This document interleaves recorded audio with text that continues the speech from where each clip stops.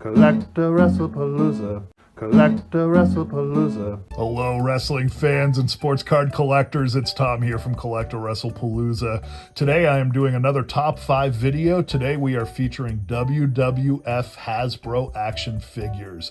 And I'm featuring the top 5 figures sold at eBay auction within the last few months. If you watch my top 5 videos, you know I stick to auctions only because I feel like that's indicative of the true market. Also, it's easier to tell if the buyer actually paid for the item on eBay. Coming in at number 5 is Andre the Giant, which sold for a cool $460. Now, Andre is part of Series 1, which came out in 1990 and also included Jake the Snake Roberts, Ultimate Warrior, Hulk Hogan, Macho Man Randy Savage, and the $1 Million Man Ted DiBiase, amongst others. Series 1 is not incredibly rare, as these figures were an immediate hit, so Hasbro produced a ton of them, but Andre is the highest price in the Series 1 due to it being Andre the Giant.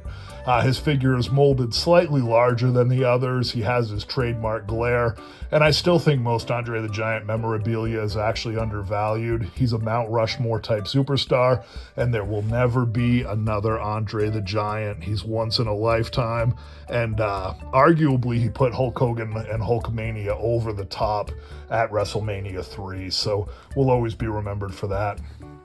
Coming in at number 4 is Evil Crush, which sold at auction for $483. I call this the evil version of Crush because he had multiple stages of his career. First, he was the 3rd member of Demolition, then he was the babyface Kona Crush, and finally, here he is as Evil Crush. But he was called Crush throughout. We just call him that. That's what the hobby has gravitated towards, calling this figure as the evil version. He's part of Series 11 of the Hasbros, which came out in 1994, and which is the rarest set. All of them had green cards on the back. You can expect any top 5 list of WWF Hasbros to include at least 1 or 2 green card action figures, as it is the rarest set.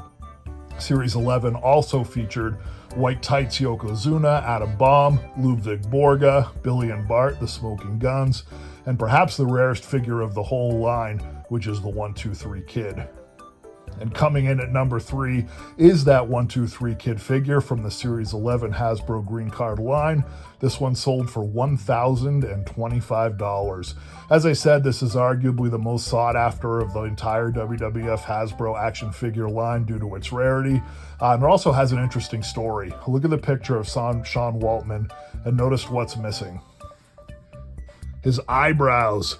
Story goes Mr. Perfect and the Smoking Guns took him out for his 21st birthday and as a prank shaved off one of his eyebrows. So when Sean got back, saw what happened, he decided to even it out and shave off the other one, which happened to be right before a photo shoot. And this same photo was what they used for the card back. Now, regardless, 1-2-3 Kid was a beloved character in the WWF. Even without that story, this would be a sought-after figure.